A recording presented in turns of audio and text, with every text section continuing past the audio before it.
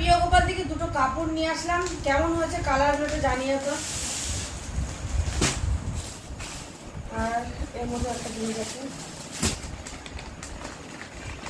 এখন এটা দেখাচ্ছি, খুলে দেখাচ্ছি না। হ্যাঁ এই দেখো, এই যে ক্যাটালগটা দেখছো যে এই জিনিসটা, সেম এই জিনিসটা।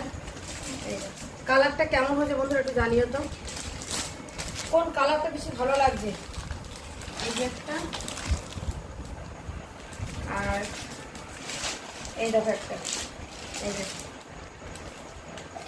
এই যে ক্যাটালগে যে ছবিটা আছে সেম এই জিনিস।